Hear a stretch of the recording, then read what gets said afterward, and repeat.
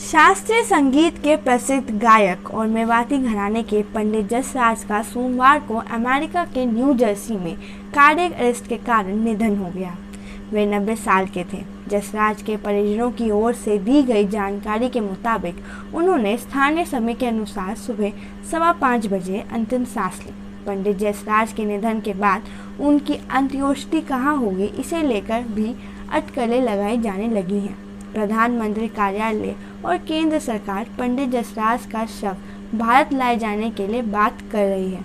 हरियाणा के हिसार से संबंध रखने वाले पंडित जसराज के निधन पर राष्ट्रपति रामनाथ कोविंद, प्रधानमंत्री नरेंद्र मोदी, रक्षा मंत्री राजनाथ सिंह, नितिन गडकरी, अखिलेश यादव समेत कई नेताओं ने ट्वीट कर शोक व्यक्त किया है और वहीं दूसरी ओर संगीत जगत पूरा शोक में है।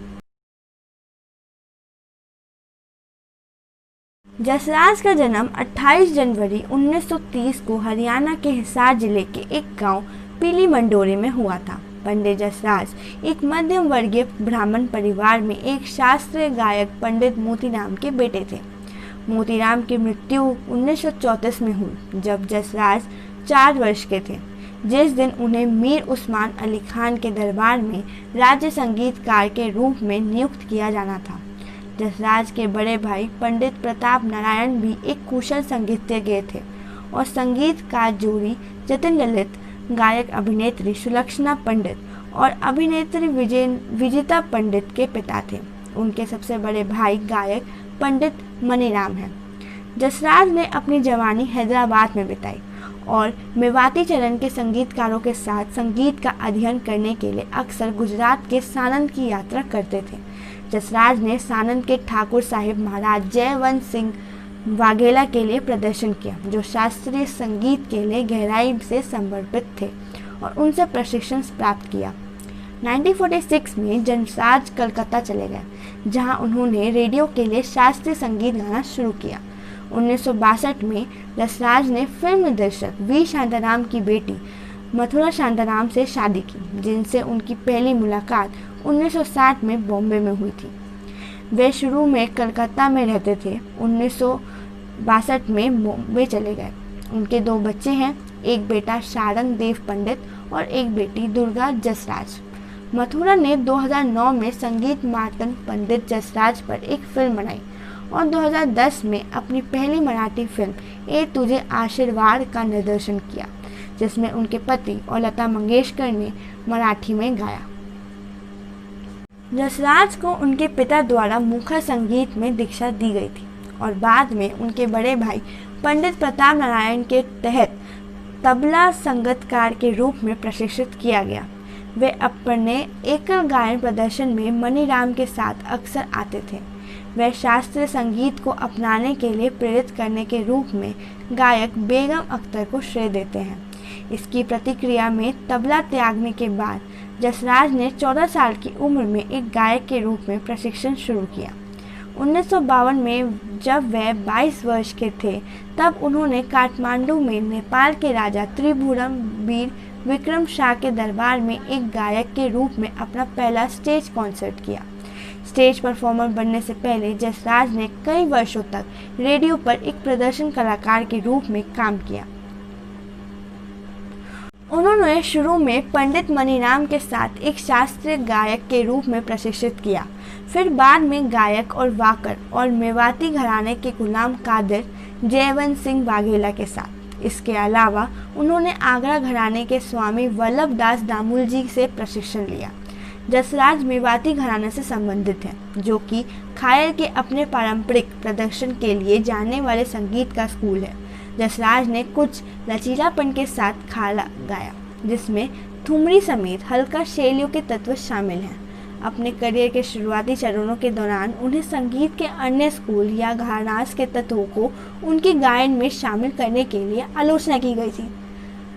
संगीतकार एस कालिदास ने उल्लेख किया है कि घराने में तत्वों की उधार लेना अब अधिक सामान्य रूप से स्वीकार किया गया है। जसराज ने जुगलबंदी का एक उपन्यास रूप बनाया, जिसे जरुंगी कहा जाता है, जो मुरझाना का प्राचीन प्रणाली पर एक नर और मादा गायक के बीच स्टाइल किया जाता है, जो प्रत्येक एक ही समय में अलग अलग राग गाते हैं।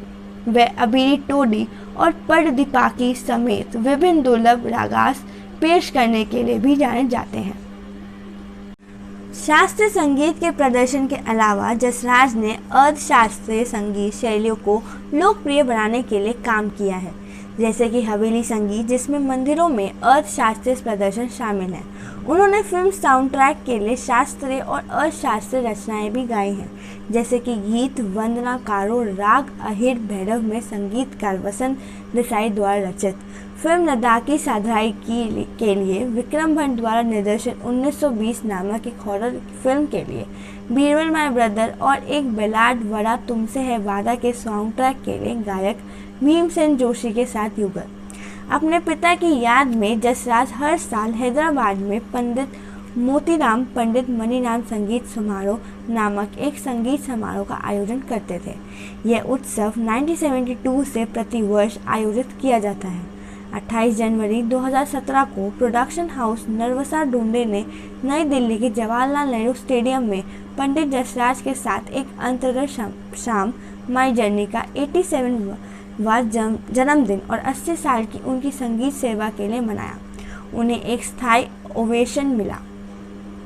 जसराज ने सप्तऋषि चक्रवर्ती, संजीव अभयंकर, वायलिन वादक काला रामनाथ, तृप्ति मुखर्जी, सुमन घोष समेत कई शास्त्रीय संगीतकारों के रूप में प्रदर्शन करने वाले कई छात्रों को पढ़ाया है।